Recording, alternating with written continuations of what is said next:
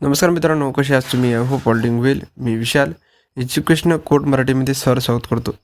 पुन्हा एकदा educational code मराठीमध्ये तुम्ही स्वागत करतो. मागच्या व्हिडिओने आपण इझेलचे 25 MCQ केले आहेत आणि 25 MCQ फॉर प्रॅक्टिस केली आहेत. ओके, चला, तुम्ही जर व्हिडिओ बघितले असेल तर नक्की बघा आणि चॅनलला सबस्क्राईब करा. बिकॉज एवढे जे मटेरियल आहे हे ऑर्गनाईज करायला, ते शोधायला खूप मेहनत लागते. आणि हे जे मी त्यामध्ये टॅग ॲड केली आहे प्रत्येक क्वेश्चनमध्ये, बिकॉज टाईम खूप वेळ होतो. ओके, हे जे लेक्चर आलेले आहेत, हे क्वेश्चन आलेले आहे महाराष्ट्र एमपी सीटमध्ये. ओके, चला म्हणजे जास्त वेळ न घालवता व्हिडिओला स्टार्ट करूया. आपला फर्स्ट क्वेश्चन आहे की which keyword is used to the include header files. Okay, which keywords used to include header files. Import, that is a wrong answer. Import कुठे यूज होतो? रिॲक्टमध्ये. ओके, रिॲक्ट जो म्हणजे अंडरस्टँड जर केली नसेल, तुम्ही जर शिकले नसेल तर काही टेन्शन नाही. त्यानंतर include, that is right answer. Okay, include is right answer, but hash नाही ना, बिकॉज. त्यानंतर येते C, hash include, that is the right answer. Hash include जे पुढे आपल्याला लिहायचं आहे, studio.h म्हणजे इनपुट आउटपुट फंक्शनसाठी. त्यानंतर येते math hash include studio.h, math.h. त्यानंतर येते जे आपल्याला लिहायचं आहे string.h, जे आपल्याला कंटेंट्स करायचे फाईल ते यूज करतो आपण. फर्स्ट याचं लिहायचं असतं की which keyword is to include header files. Hash include याद्वारे आपण हेडर फाईल इन्क्लूड करतो. Okay, C is the right answer.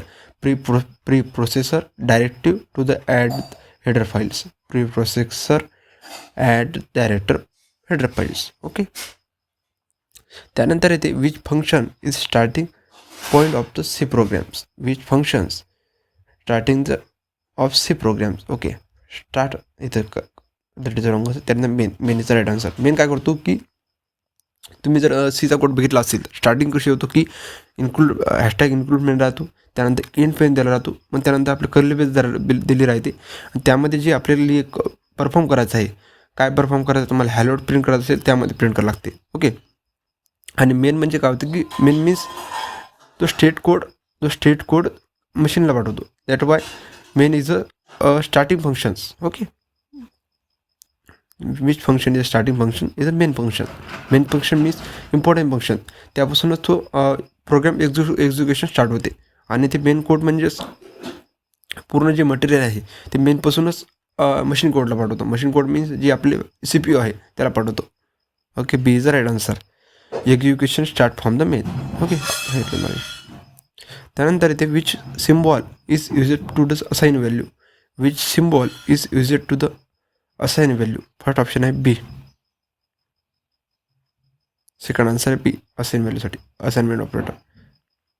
Okay, सोपी आन्सर. असाइन मीन्स एखादी व्हॅल्यू दुसऱ्याला देणे. आणि एखादा अजून तुम्हाला समजून सांगतो की एखादी व्हॅल्यू जर असाइन करायची असेल, एची व्हॅल्यू जर 10 असेल, ओके, एची व्हॅल्यू जर 10 असेल, बीची व्हॅल्यू 5 असेल.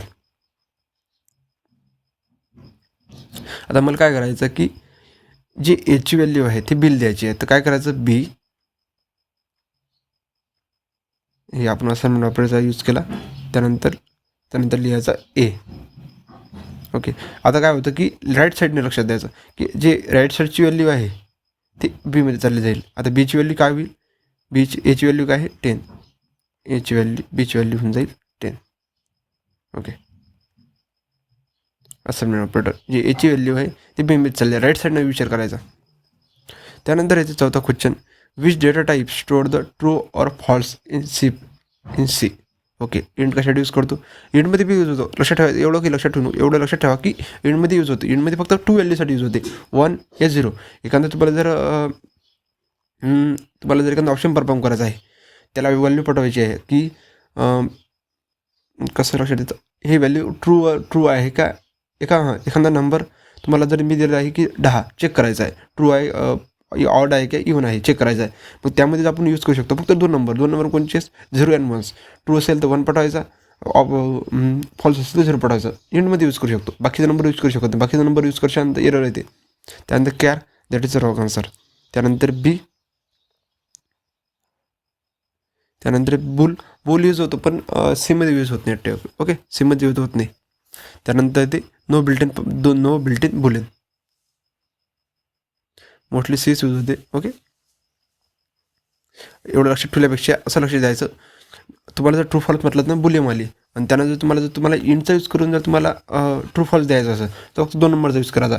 2 नंबर कोणचेच ट्रू असेल तर 1चा यूज करायचा, रिटर्न ट्रू 1 करायचा, फॉल्स असेल तर 0 यूज करायचा. ओके, त्यानंतर इथे which header files is use for the print आणि स्कॅनअप. ओके, सांगितलं studio.h. प्रिंटअप मीन्स प्रिंट करणे, स्कॅनअप means input out functions. Okay, input output functions. त्यानंतर ते which loop is entry controller. Entry control means मी एक नंबर दिला आहे 10th, तो मला स्टार्टिंगलाच चेक करायचा आहे की इव्हन आहे का ऑड आहे. मग त्या मीन्स चेक करणे, स्टार्टिंगला चेक करणे मीन्स यूज कोणाचा करतो आपण, वाईलचा. वाईल काय करतो, स्टार्टिंगलाच कंडिशन चेक करतो. वाईलचा सिंटॅक्स काय, वाईल, याला म्हणतात वाईलचं सिंटॅक्स. ओके, मला लक्षात येत असेल. इथे लिहायचं वाईल, त्यानंतर इथे लागतो कर्ली ब्रेसेस, इथे आपल्याला जे कोड लिहायचा तो, त्यानंतर इथं आपण एक्झिटचा code. Okay, exit means curly base, exit curly base. Okay, आणि डुअल म्हणजेच डुअलमध्ये काय होतं की नंतर कंडिशन चेक करतो. फर्स्ट इथे कोड, त्यानंतर इथे येते आपली condition. Okay, entry control means स्टार्टिंगला कंडिशन चेक करणारी, एक्झिट कंट्रोल मीन्स लास्टला कंडिशन चेक करणारी. लास्ट कंडिशनमध्ये चेक करणारे कोण येतो, डू वाईल. एंट्री कंट्रोलमध्ये येतो वाईल. ओके, कंडिशन चेक केत फर्स्ट. ओके, त्यानंतर इथे which operator is used for the division. Which operator is used for the division. डिव्हिजनसाठी कोणता ऑपरेटर यूज करतो, यूज करायचा. Okay, C is right answer, division operator. त्यानंतर इथे what is the output of printf. याचं output काय आहे. Okay, याचा आन्सर तुम्ही सांगा. 5 सेकंदचा होल्ड घेतो.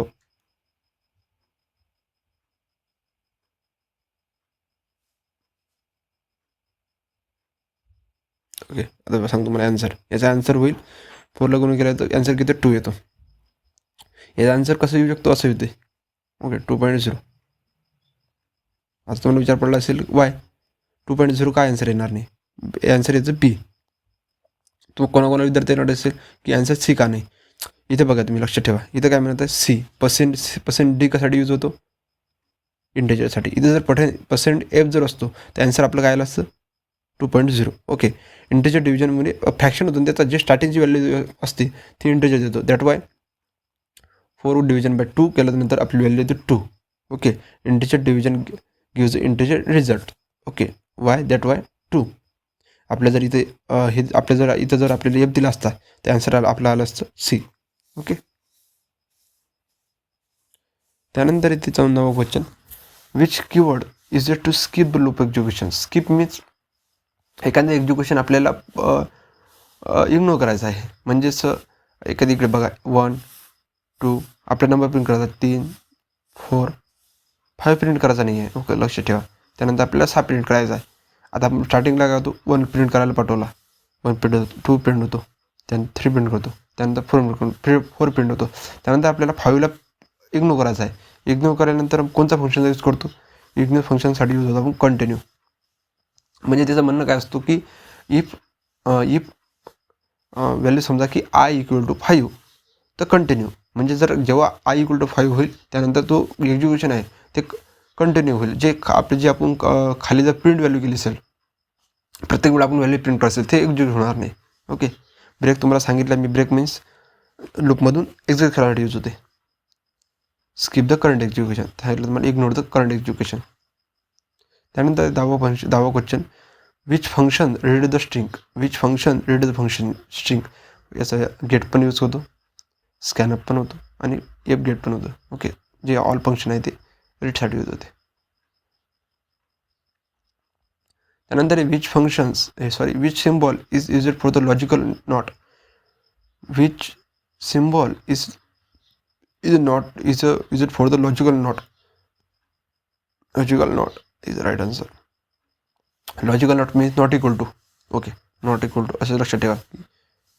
नॉट इक्वल टू मीन्स 2 जर ऑड नसेल तर 1 एक्झिक्युशन परफॉर्म करा, 5 जर ऑड नसेल तर 1 एक्झिक्युशन परफॉर्म करा. That is called not. Opposite condition करतो. त्यानंतर which keyword is it to declare array. Which keyword is it to declare array. अरेसाठी कोणताच कीवर्ड यूज नाही होत, सगळं रॉंग आन्सर आहे. ओके, नो कीवर्ड, कोणताच कीवर्ड अरे डिक्लेअर करण्यासाठी यूज होत नाही. Explanation. Okay, array are declared using B data type, जे आपले त्याचे सिंटॅक्स आहे त्याद्वारे आपण अरेला डिक्लेअर करतो. त्यानंतर येते which storage class give local scope. Which storage class give the local scope. Option आहे ऑटो. डिफॉल्ट लोकल स्टोरेज देतो आपल्या क्लासला. त्यानंतर येते which operator check the greater than. Simple आहे. आपला इथे महत्त्व लक्ष द्या, इथे काय म्हटलं आपल्या ग्रेटर दॅन म्हटलं आहे. ओके, ग्रेटर दॅन म्हटलं आहे, ग्रेटर दॅन इक्वल टू म्हटलं तर हे लागेल. ओके, लक्ष ठेवा, ग्रेटर दॅन इक्वल टू म्हटलं आहे का नाही, दॅट वे आपण राईट आन्सर आपलं बी. ग्रेटर दॅन इक्वल टू म्हटलं हे लागेल. ओके, इक्वल टू म्हटलं तर हेच लागेल. नॉट इक्वल टू इथे बघा आला, not equal to. Not equal to means ते व्हॅल्यू जर ट्रू नसेल तर हे परफॉर्म करायचं. ओके, इक्वल टू म्हटलं तर हे. त्यानंतर इथे 15 question. Which functions compare the two strings. Which functions compare the two string is right answer. दोन स्ट्रिंग दिली राहते त्यानंतर कम्पेअर कशी करते ते अल्फाबेटद्वारे. अल्फाबेटचा जो नंबर राहतो त्याद्वारे आपण ते कम्पेअर करते. त्यानंतर 16 क्वेश्चन आहे. Which keyword is used to define the constant micro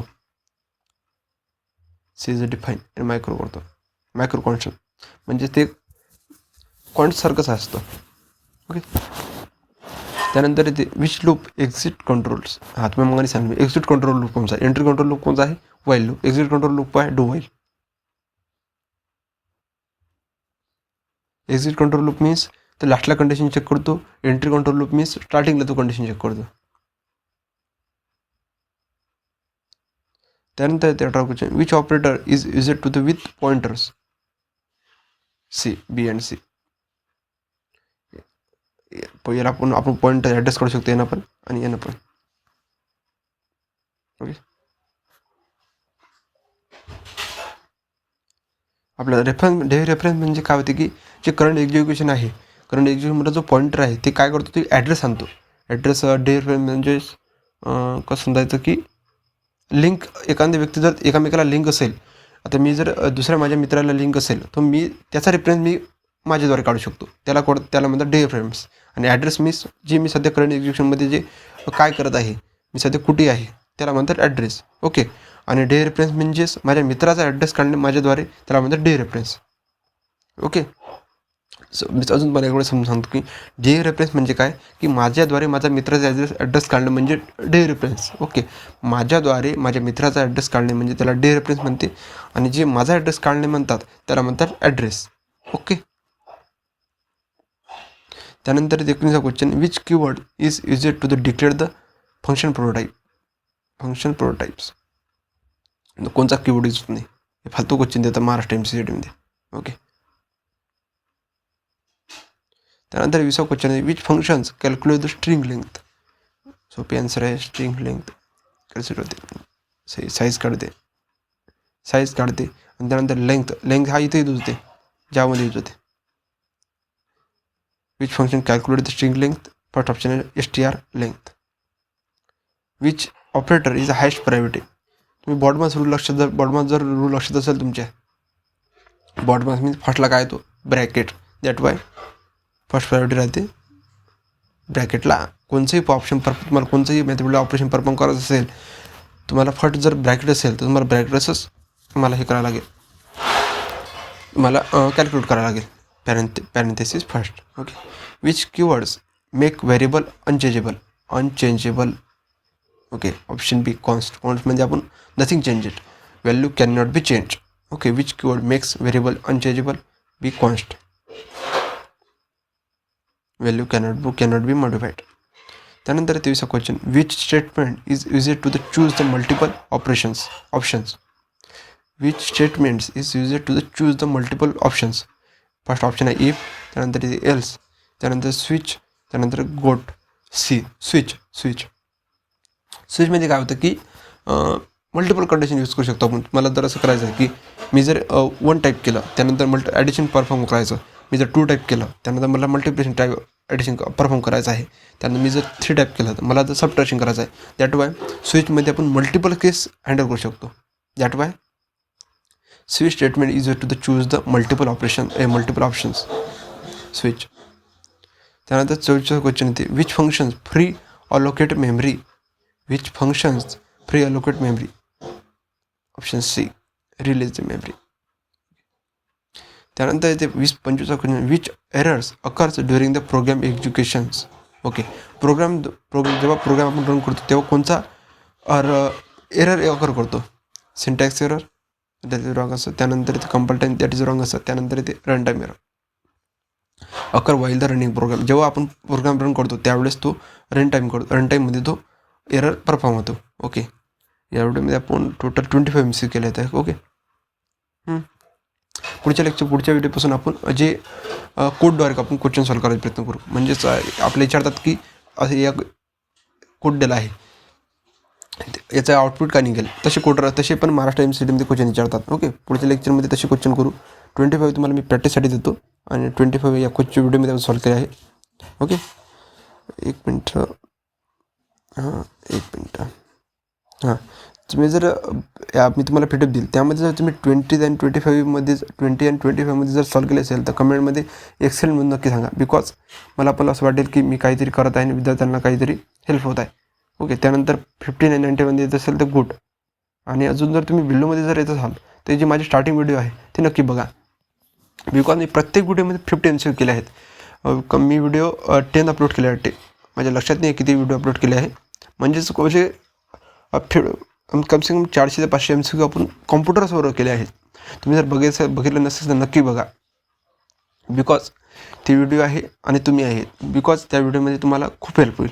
आणि व्हिडिओ पूर्ण जे व्हिडिओ तुम्ही बघसाल आता जर गेले तर ते व्हिडिओ पूर्ण नक्की बघा. बिकॉज त्यामध्ये मी तुम्हाला ते प्रिव्हियस व्हिडिओ जे ट्रिक्स सांगितले आहे ते पण सांगितले आहे. ओके, चला भेटूया पुढच्या व्हिडिओमध्ये. त्यापर्यंत बाय.